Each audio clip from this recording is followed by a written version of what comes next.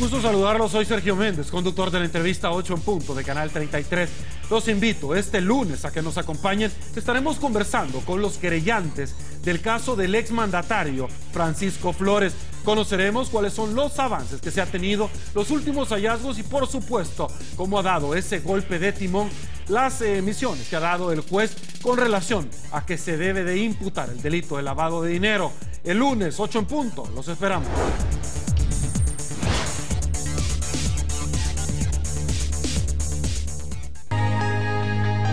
Nuestra fraterna Susana Quintanilla nos acompaña este sábado 16 de mayo. Con un testimonio que cambiará tu vida. Y allí me comenzaron a enseñar de que yo debía entablar o establecer una relación personal con Dios.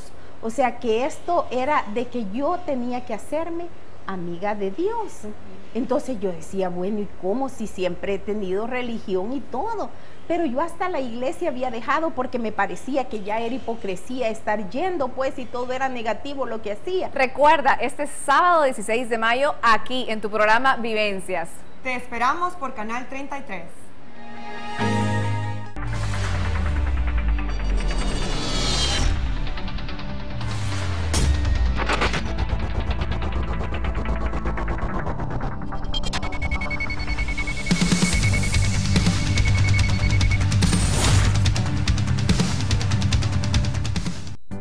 Los padres de familia son responsables de lo que sus hijos ven. El siguiente programa es clasificación D. Para mayores de 18 años. Dirección General de Espectáculos Públicos, Radio y Televisión. Ministerio de Gobernación y Desarrollo Territorial.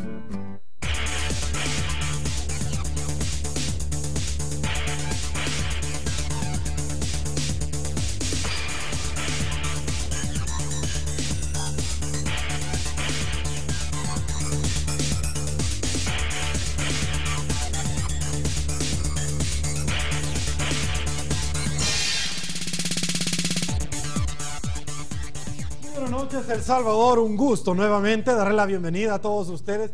Por supuesto, iniciamos la semana disfrutando de la entrevista 8 en punto. Esta noche, ya lo habíamos adelantado, en nuestras diferentes redes sociales estaremos abordando diferentes temáticas. Una de ellas, por supuesto, es cómo va la investigación hoy por hoy, por supuesto, dentro del órgano jurisdiccional, el proceso que se está desarrollando en contra del exmandatario Francisco Flores por los fondos de Taiwán. Pero también vamos a conversar con nuestros invitados de esta noche los últimos hallazgos que se han encontrado en otro caso donde el mismo juez que lleva la causa está solicitando que también se investigue al exministro de Hacienda Juan José Dabú y al exmandatario Francisco Flores en el caso CEL-ENEL. Esta noche vamos a conversar con Ramón Villalta. En segundos se va a incorporar en el estudio número 2 de Canal 33 sobre este último tema y, por supuesto, con los querellantes del caso Taiwán, por supuesto, de FESPAD y de Iniciativa Social para la Democracia,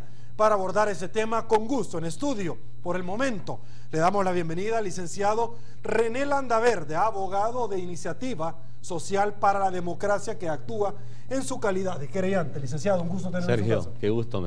Pues muchas gracias por permitirnos hablar con la audiencia del canal. Pues nosotros encantados para responderte tus preguntas y conversar sobre el caso. No, gracias a usted por tomarnos en cuenta y, por supuesto, hacernos parte de su agenda. Saludamos, señores, a Banco Agrícola, porque noche tras noche hace posible el primer segmento de esta, su entrevista, 8 en punto.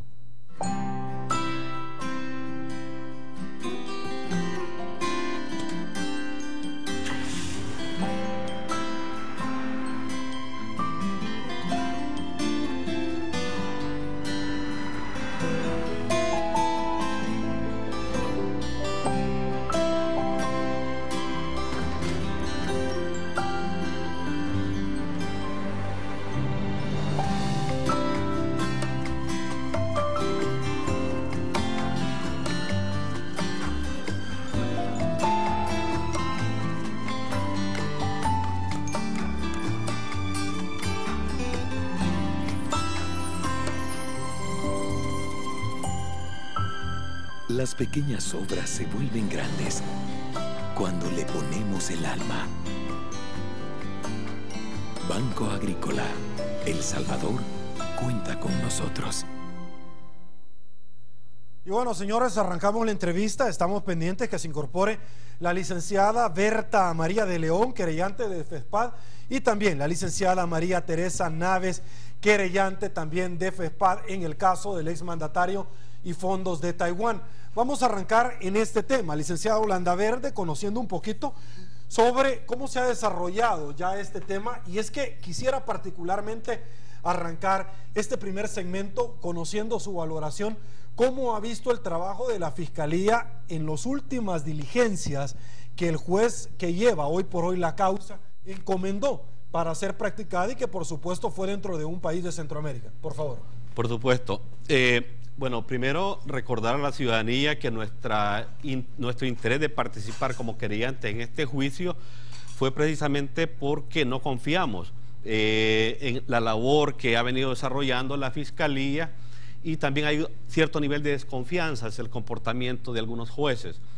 En las últimas, digamos, en los últimos meses, tal y cual, y regresando a tu pregunta, pues hemos visto una serie de actitudes negativas por parte de la Fiscalía que nosotros hemos dicho en diferentes medios como negligencia de parte de la Fiscalía para no investigar a profundidad o practicar diferentes diligencias que nos permitan finalmente establecer desde la parte querellante y desde la Fiscalía pues la verdad sobre lo que se está investigando. ¿Qué diligencia, licenciado, usted entiende por suma urgencia de que esto se practique?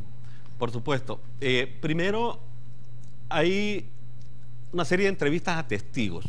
Nosotros pedimos al juez que se entrevistaran a ex empleados del Banco Cuscatlán en El Salvador y en Costa Rica. Estas diligencias se han realizado gracias a la intervención de la querella. En la última semana, el juez séptimo de instrucción le ha pedido al fiscal que convoque nuevamente a algunos empleados del Banco Cuscatlán en El Salvador para ampliar las declaraciones. A este respecto, ahorita hay una revocatoria que ha presentado la defensa, son diligencias que están pendientes de practicar. Hay 3 informes de peritos que se están realizando, peritos sobre temas financieros, temas bancarios y sobre valúos a propiedades del expresidente. Igualmente, digamos, lo que tiene que ver precisamente con diligencias de asistencia penal internacional. En las últimas semanas hemos recibido, o el tribunal ha recibido noticias de Francia, de Brasil y creo que de Estados Unidos. En el caso de Francia y de Brasil, los gobiernos han explicado que no van a poder colaborar con la Fiscalía de El Salvador en vista de que la asistencia penal internacional no se ha planteado bien. Es decir, incluso no iba ni en el... ¿Por qué no se planteó bien? No iba ni siquiera en el idioma. ¿Por qué no se planteó bien? Por parte de la Fiscalía. En ese sentido... ¿Es imputable a la Fiscalía? A la Fiscalía, por supuesto, y no se ha cumplido, digamos, los términos de la convención para poder solicitar asistencia penal internacional. Esto es grave porque al final no vamos a tener información de esos países porque no se solicitó adecuadamente. Ahora, yo debo de ser honrado, ya vamos a hacer un par de preguntas. El hecho que no se haya realizado no es imputable a ustedes, y el hecho que no se haya realizado, en algún momento, licenciado, no se estaría vacilando en pedir un sobreseimiento provisional para gozar de un año adicional para seguir las investigaciones de este caso. Mire, para nosotros el juicio tiene suficiente información. Confiamos mucho en el informe de los peritos especializados, que eso va a arrojar nuevos elementos para poder establecer los delitos que se le imputan al expresidente Flores. También creemos que hay suficiente información para sustentar una acusación en materia de lavado de dinero, que desde luego nosotros pasado mañana, el día miércoles, vamos a presentar ya el dictamen de acusación, mediante el cual vamos a acusar a Francisco Flores de lavado de dinero precisamente. Ahora, con el tema del sobreseimiento que tú planteas, nosotros consideramos de que el juicio o en este estado del proceso debe elevarse ya a la vista pública. Un sobreseimiento provisional a estas alturas es peligroso porque la Fiscalía en realidad hasta esta altura no ha investigado adecuadamente los delitos que se le imputan. Al parecer, y la valoración que hacemos es de que este caso se abrió nomás para enviar un mensaje a la opinión pública de que la Fiscalía estaba investigando, que estaba actuando, pero que se abrió con el ánimo de que se sobreseyera a la mayor brevedad posible. ¿Qué pasaría si en algún momento, en el caso hipotético, se da un sobreseimiento provisional? Ustedes como querellantes, mediante el juez, pueden seguir solicitando diligencias. Por supuesto. Y la Fiscalía no puede en ningún momento decir que no. Desde luego, nosotros vamos a estar interviniendo en este proceso, aún si hay un sobreseimiento provisional de parte del juez.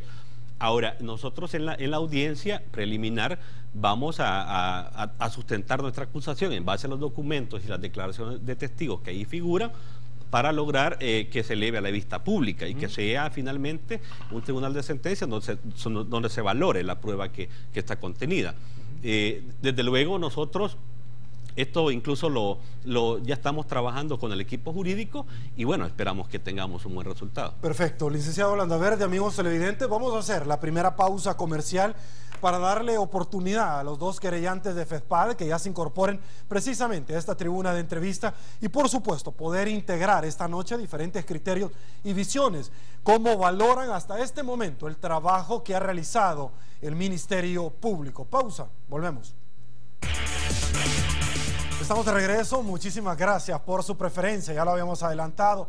En estudio se incorpora la licenciada Berta María de León, querellante en el caso de fondos de Taiwán del exmandatario Francisco Flores por parte de FESPAD. Licenciada, un gusto, gracias por acompañarnos a su casa. Gracias, buenas noches. Muy buenas noches. Ya le preguntaba anteriormente en el primer segmento al licenciado René Landaverde cuál era su valoración de la Fiscalía, del papel que habían desarrollado cuando el aplicador de justicia que está llevando este caso instruye a la Fiscalía a practicar determinadas diligencias en Costa Rica.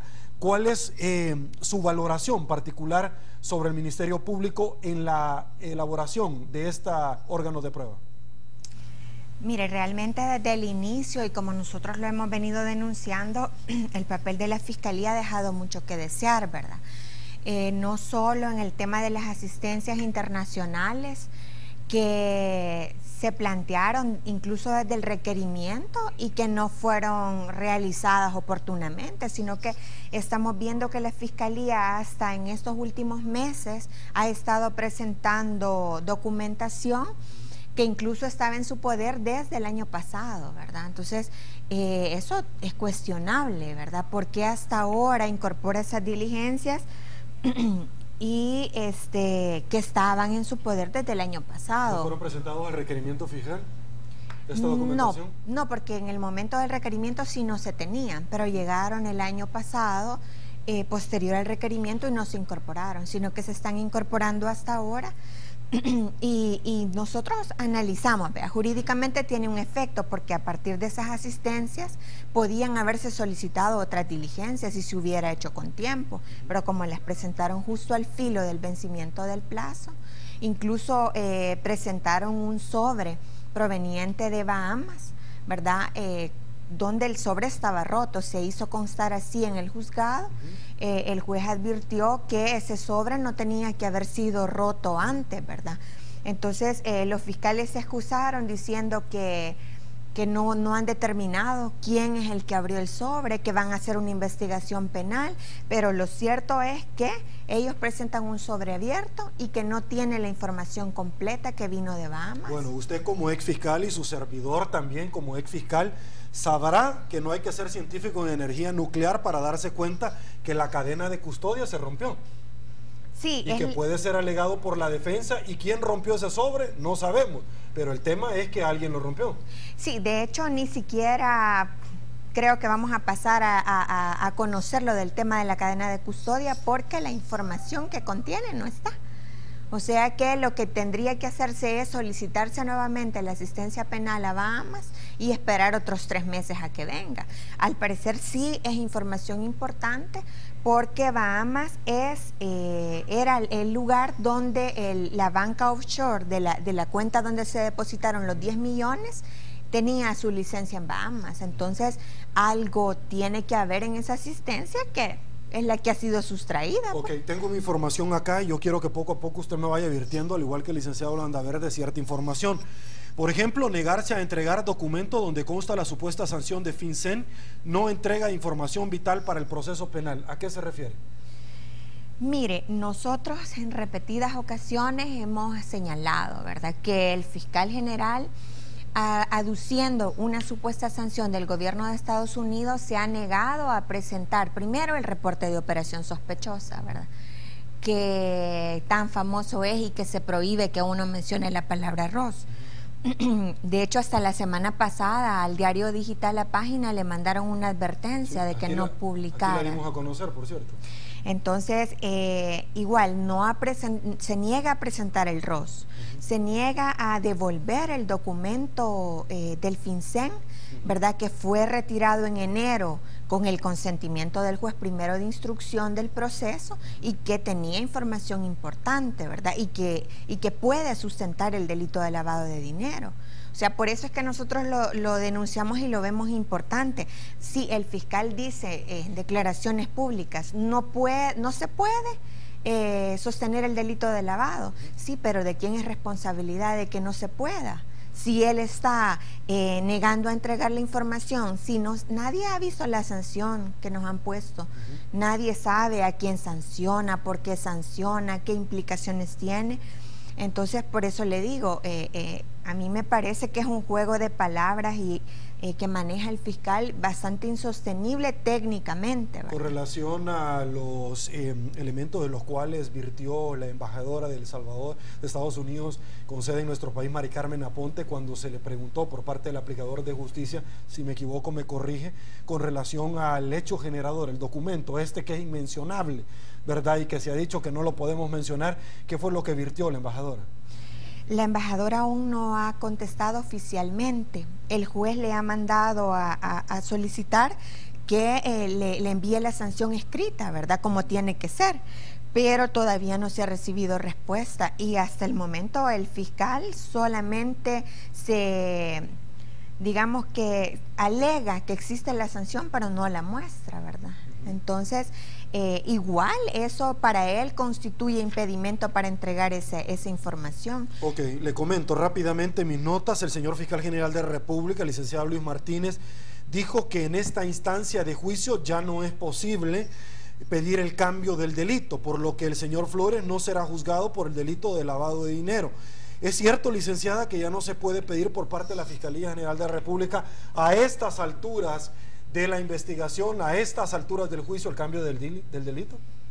Mire, sí se puede. El problema es que sí se puede, pero tiene que presentar la otra documentación, pues. Tiene que agregar el ROS. Yo quisiera que también se aclarara, el ROS no es un documento que va a ser para siempre confidencial, ¿verdad? El artículo 22 de la Ley contra el Lavado de Dinero establece que si esta documentación que se encuentra en la base de datos de la UIF es requerida por un juez en el marco de un proceso penal, tiene que ser entregada. Si no, pierde la naturaleza, está recopilando información en un banco de datos y no se va a utilizar nunca, ¿verdad? Entonces, pero el fiscal se niega a entregarlo, no entrega la sanción, como ya lo dijimos, y estamos en ese estire y encoge que no permite cambiar al lavado de dinero. Sin embargo, nosotros como querella lo vamos a proponer, ¿verdad? Ok, una última pregunta antes de irme con el licenciado Landaverde, porque a él también se le realizó previo antes de que usted se incorporara a esta entrevista.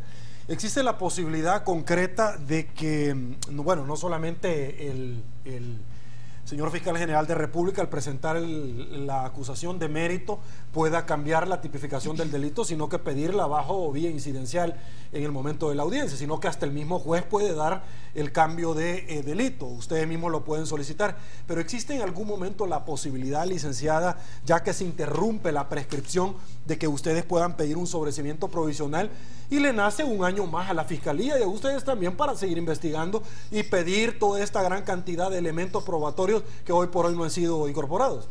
Fíjese que tanto los querellantes como el equipo jurídico, ¿verdad?, que estamos elaborando el dictamen, sí hemos pensado en esa posibilidad. Sin embargo, no lo vamos a tomar a priori en el dictamen, pero no lo descartamos si para la audiencia preliminar no se cuenta, por ejemplo, con el peritaje financiero, ¿verdad?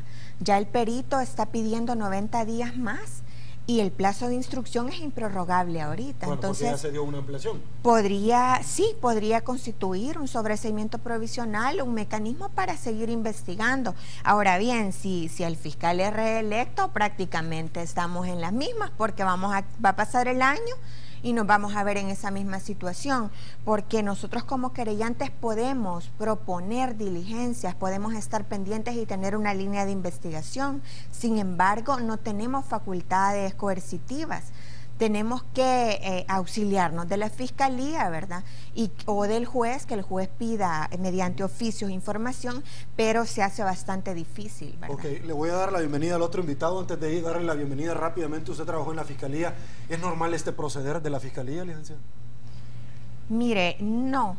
Yo realmente no. Bueno, aunque cuando se trata de gente con poder, creo que sí podría ser considerado normal, ¿verdad? Pero cuando se trata del pueblo, cualquiera que es acusado de delitos, de robo, o sea, la fiscalía lo que vemos es que se ensaña, ¿verdad?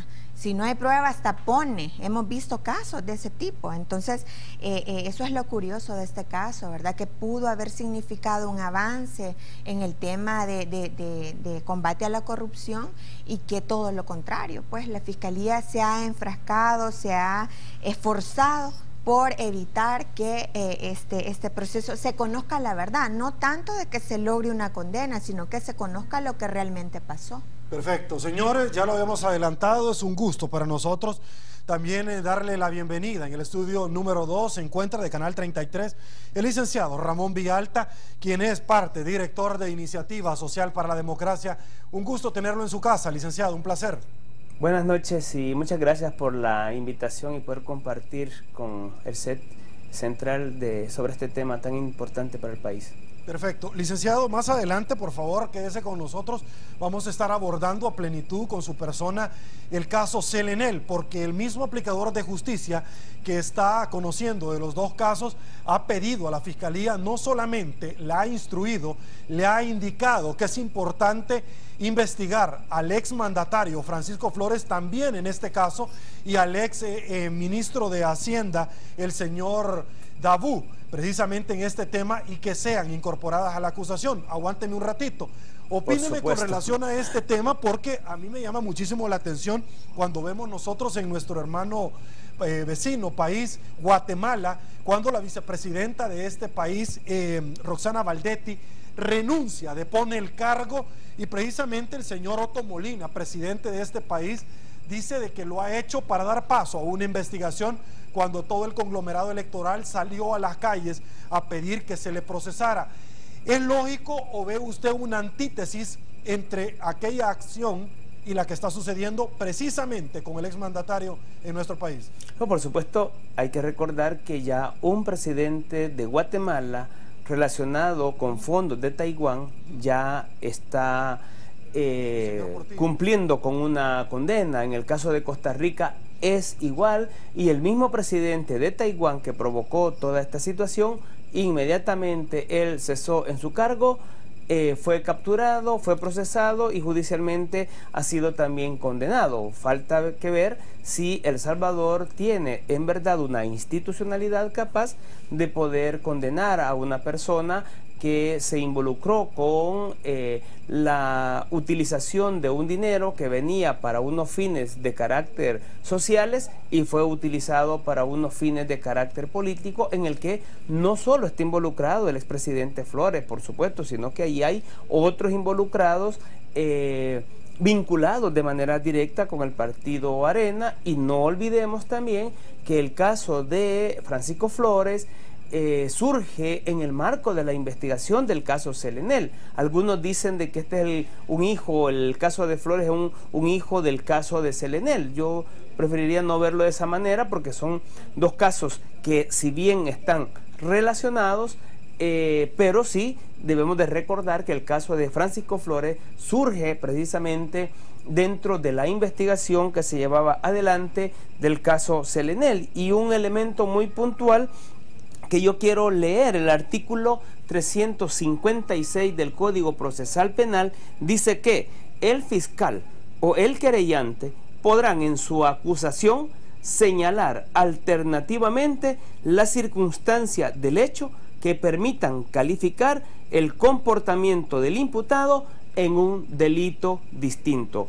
El Código Procesal Penal en el 356 le está indicando al señor fiscal general de la República que él sí, en este momento, tiene toda la potestad, facultad para poder incluir, de acuerdo con la circunstancia, la modificación o la inclusión de un delito distinto, que es en el caso de Francisco Flores, para dejar muy claro que jurídicamente él sí tiene y cuenta con la base legal para poderlo hacer. Lo que estamos claros es que tiene una voluntad para no generar una situación que permita la inclusión del delito de lavado de dinero en el caso de Francisco Flores. ¿Cuál es su apreciación hasta este momento del trabajo de la Fiscalía en torno a este caso? Es decir, hemos visto que en algún momento se les envía, como dijo la licenciada Berta de León y como lo dimos a conocer la semana pasada, misivas a algunos medios de comunicación donde se abstengan de divulgar o vertir algunos conceptos relacionados a este caso, que la Sala de lo Constitucional en su momento ya había levantado la reserva sobre este caso, si usted recordará, pero particularmente hemos visto a la Fiscalía en otros casos, y si me equivoco usted me corrige, donde una persona que se le imputa un delito, bueno, el delito de lavado de dinero, para no ir tan lejos, a los jugadores de fútbol, pero de pronto a este caso no, particularmente no se le imputa, pero vemos que una persona que se le imputa un delito va saliendo de la audiencia y se le tiene otra orden de detención afuera, va saliendo de la otra audiencia y se le tiene otra orden de detención afuera y ahí lo tiene.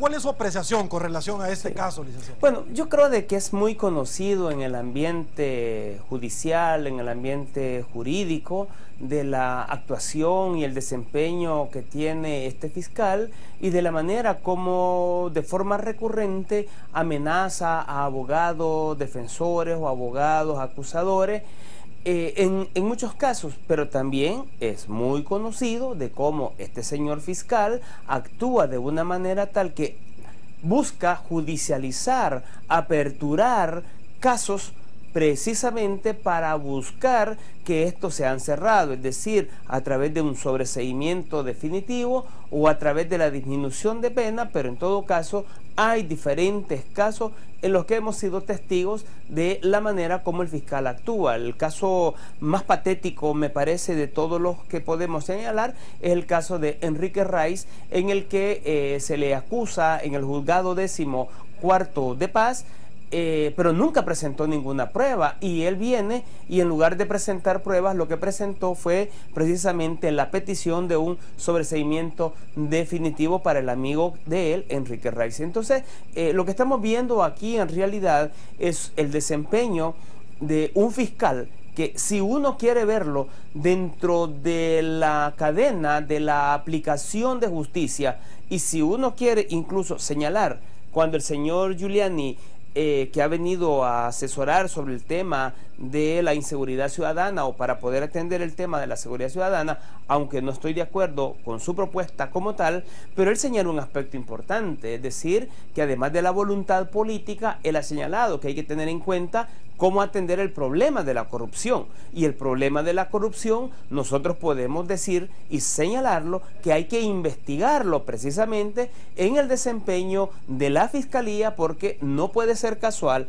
que muchos casos, la mayoría de casos, se están abriendo para ser cerrados, muchos casos se están cayendo por la mala actuación de la Fiscalía, y no puede ser que en el transcurso del tiempo no hayan aprendido lo suficiente como para darse cuenta que deben de prevenir o deben de mejorar su actuación y cambiar, o esta actuación ya es deliberada o es intencionada. Realmente aquí estamos enfrente de una Fiscalía General y de un fiscal general en particular que busca en determinados casos construir una situación para poder encontrar responsables, pero en casos que involucran a personas del sector tradicionalmente económico fuerte del país, busca generarse una protección. Eso es lo que estamos encontrando en el caso Flores, y en alguna medida, si bien no es exactamente igual, pero es más o menos lo mismo que encontramos en el caso Selenel. Quédese con nosotros, licenciado, y ustedes también, amigos televidentes. Vamos a otra pausa, volvemos.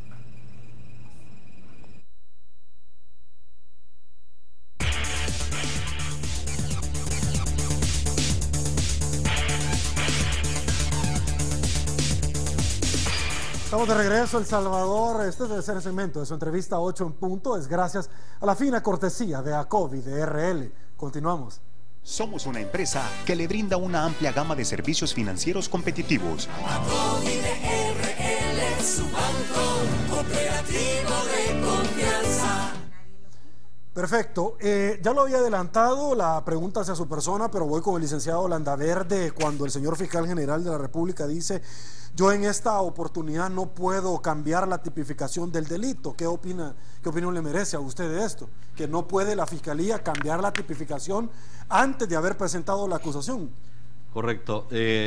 Ha sido motivo de estudio del equipo jurídico, y el artículo 356, como bien lo apuntaba nuestro compañero Ramón Villalta, pues establece que es la oportunidad procesal, precisamente con el dictamen de acusación, requerir la modificación o la incorporación del delito de lavado de dinero.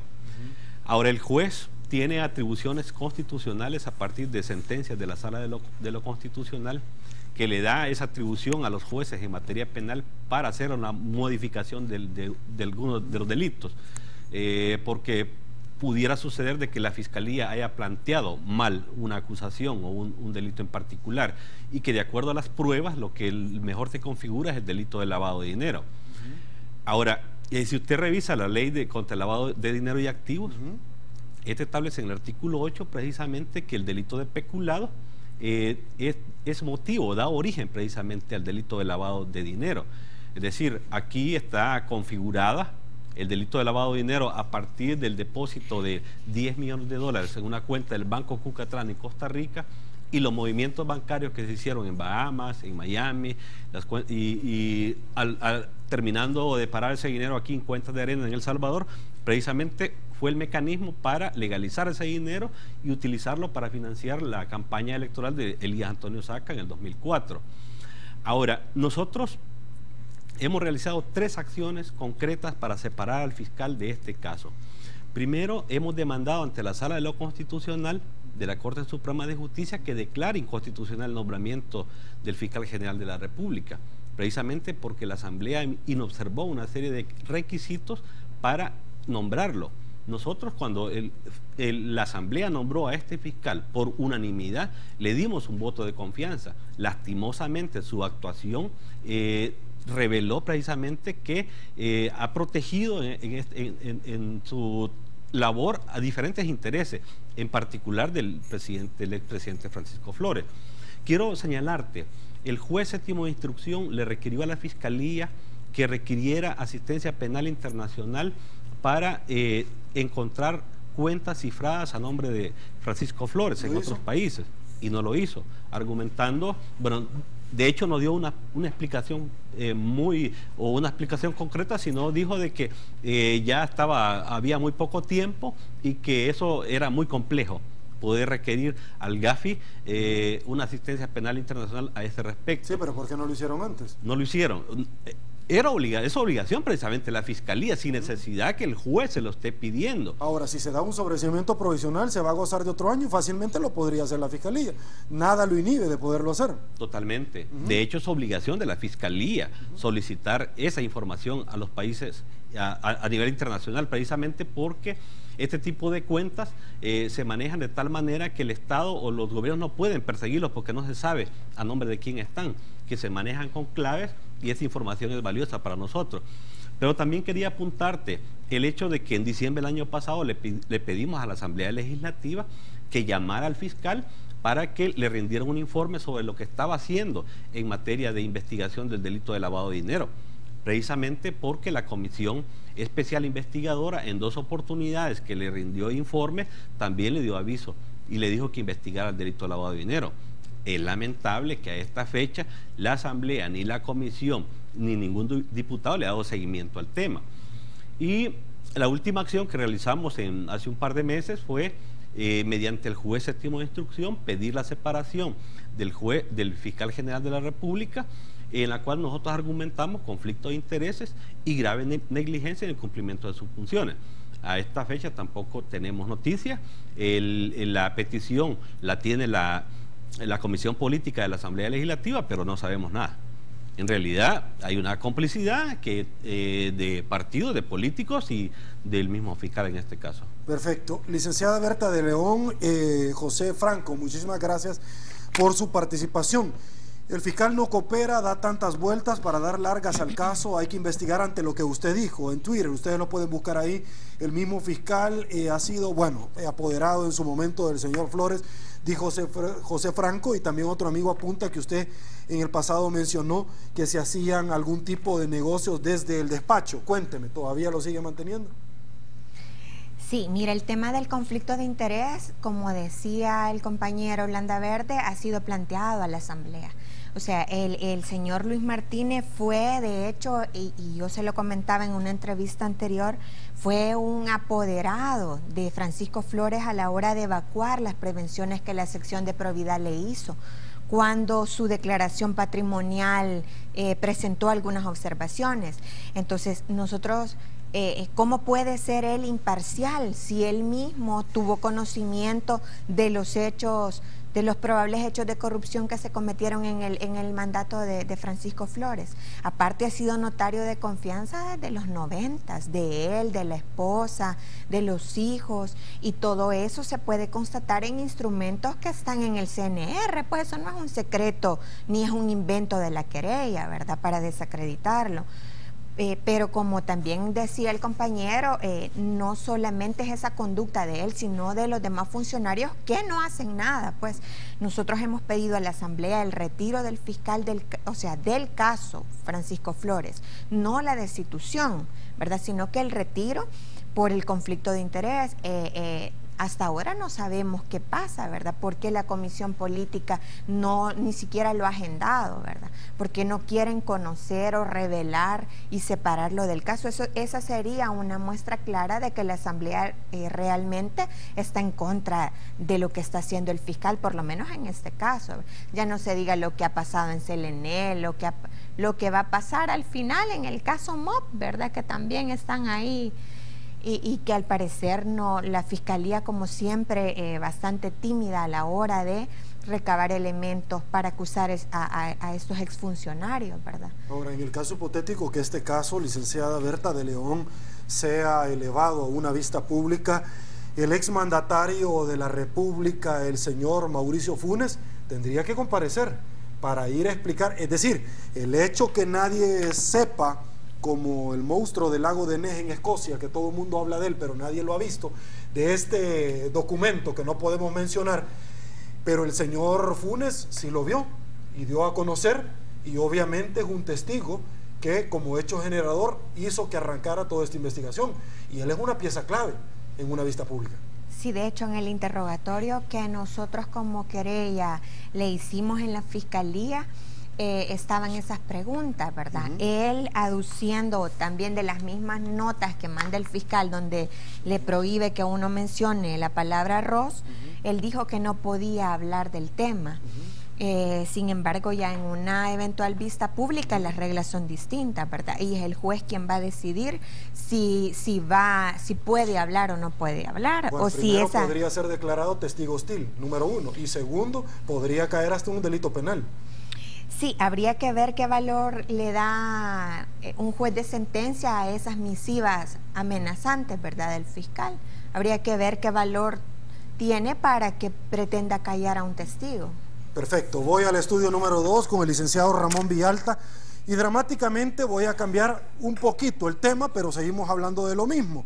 Licenciado Villalta, en los últimos días vimos un hallazgo muy importante por parte del mismo aplicador de justicia, pero en otro caso, al cual en una forma muy rápida nos referimos en su primera intervención.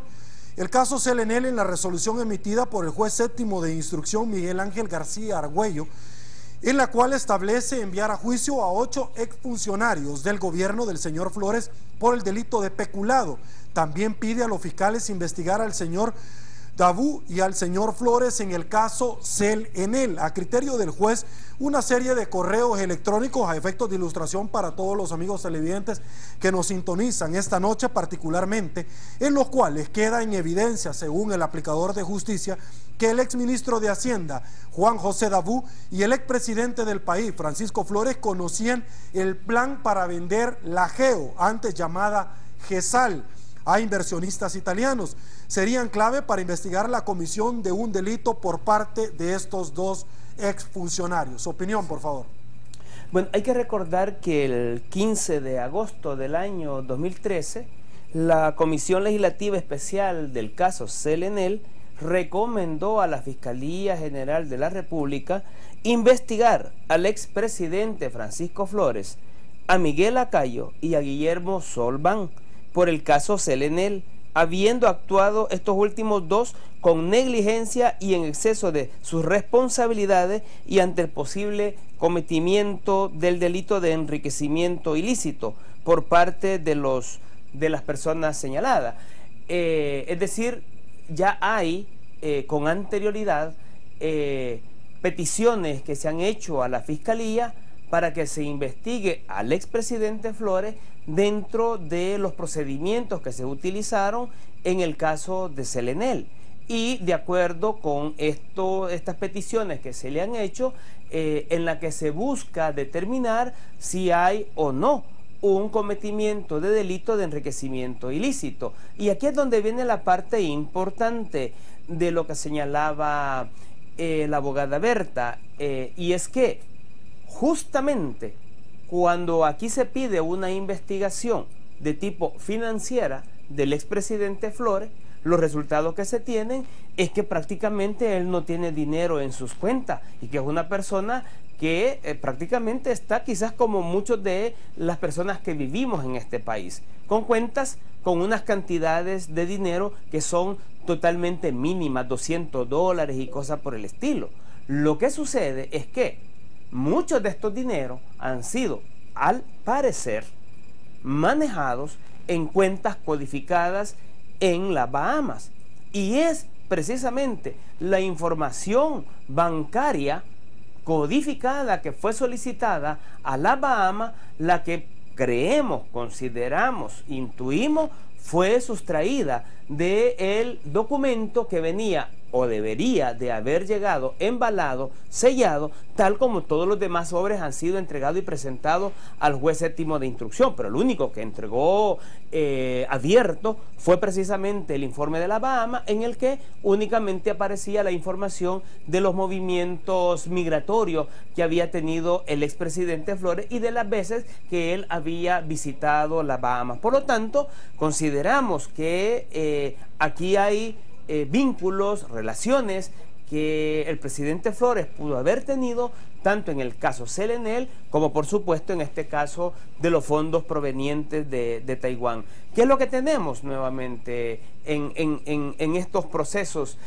Un conjunto de personas que yo lo he dicho en otros medios, y es que casualmente los nombres de las personas involucradas en el caso Selenel y lo cruzamos con la lista de los nombres de las personas que aparecen en el informe de la Asamblea Legislativa, el segundo informe de la Asamblea Legislativa, en donde ya no habla de 10 ni de 15 millones, sino de 80 millones entregados provenientes de Taiwán, y en el que hay una lista de personas ahí también que si uno las cruza con los nombres que están relacionados en el caso Selenel, parece que son más o menos los mismos. Y cuando uno cruza esta lista con los morosos, con los que ahora ha publicado el Ministerio de Hacienda, como que aquí hay y había una línea, y ha habido una línea de cómo sustraer, de cómo aprovecharse, de cómo tener el control de la institucionalidad para el beneficio particular. Y en estos casos, entonces, lo que estamos viendo es la necesidad de poder tener un fiscal que realmente cumpla con la obligación constitucional de investigar debidamente los delitos, que no esté arguyendo hechos o situaciones como las de amenazar, como lo ha estado haciendo, para acallar, ya sea a medios de comunicación o en este caso también a los querellantes. En un caso que ha sido declarado que es público, que es transparente y que aunque a él no le guste que se mencione el informe financiero, el informe de inteligencia financiera conocido como FinCEN, existe. Y ese informe existe porque el fiscal lo presentó y él fue el primero que lo dio a conocer. Por lo tanto, no me puede venir a mí a decir que deje de decir y de callarme de la existencia de ese informe, cuando él sabe que perfectamente ese informe con toda seguridad contiene algunos elementos, como él lo señaló, que pueden contribuir con el lavado de dinero, la acusación del delito de lavado de dinero en el caso de Francisco Flores. Licenciado, por favor, en menos de un minuto, porque tengo dos preguntas importantes. Un amigo televidente me escribe acá y obviamente yo no tengo compromiso con nadie, debo de trasladarle. El proceso en comento fue distribuido al cuarto de sentencia. Por favor, si me equivoco, me corrige. Y ahí se encuentra, que me merece todos mis respetos y lo voy a decir, pero igual lo tengo que decir, el licenciado Ramón Iván, que fue asesor del señor fiscal general de la República actual, ¿debería de inhibirse de conocer, si es el caso? Yo creo que en estos casos hay que revisar el nivel de vinculación que pueda haber. Bueno, fue el asesor de él. Claro, por eso digo, hay que revisar y en este sentido hay que determinar si existe o no un conflicto de interés. Perfecto. Y determinado eso, pues hay que sacarlo, como hay que sacar al fiscal del caso Flores, como puede suceder en este otro caso también. Perfecto, voy a la otra. Un minuto, por favor. ¿Qué pasó con la investigación del Banco de Miami? ¿Quiénes eran los accionistas? ¿Quiénes eran los dueños? Donde se abrió la cuenta vía telefónica. Me parece obviamente y me llama muchísimo la atención que vía telefónica, si me equivoco me corrige, se abrió así las cuentas del caso Taiwán. ¿Cierto o falso? Bueno, yo creo que estas son de las cosas que se debe de determinar con precisión por parte de la Fiscalía. Digo esto para evitar caer en señalar algo si es cierto o es falso, porque tiene que ser demostrado. ¿Qué es lo que uno puede pensar con las investigaciones que se fueron a hacer a Costa Rica? Y es que la Fiscalía cumple un papel tan tímido, como lo ha dicho Berta, que no pregunta más allá de lo que debe de preguntar, es decir, no profundiza. ¿Y qué es lo que tenemos? Resultados con poco contenido que pueden contribuir a sustentar mucho más los juicios. Por lo tanto, esta es una responsabilidad que todavía tiene pendiente la Fiscalía. Licenciado Ramón Villalta, muchísimas gracias por el tiempo destinado a esta su entrevista. Gracias. Gracias por la invitación. Perfecto, me regreso para acá, para el estudio, y le traslado a usted la pregunta. ¿Qué pasó con ese Banco de Miami y las cuentas en Costa Rica? Que no encontraron absolutamente nada. Si me equivoco, me corrigen. No, lo que ocurre es que no se tiene claro dónde está el expediente físico de la cuenta, del Centro de Estudios Políticos, doctor José Antonio Rodríguez Port. Esa fue la cuenta que utilizaron para depositar los 10 millones. Y hasta el momento la Fiscalía no ha logrado establecer quién tiene el expediente original, que contiene el registro de firmas. ¿Cómo que no se ha logrado establecer eso, licenciado? No al parecer no les ha interesado realmente establecer. La gente de Costa Rica, en las diligencias que se realizaron por asistencia internacional, dicen que la cuenta se abrió por intermediación del señor Mauricio Samayoa, que era el presidente del Banco Cuscatlán El Salvador, y que él intermedió para que se obviaran requisitos para abrir esa cuenta, millonaria por supuesto, y que solo sirvió para traer el dinero a la cuenta de Arena, pues solo funcionó 6 meses. Ok, perfecto. Señores, vamos a pausa, volvemos.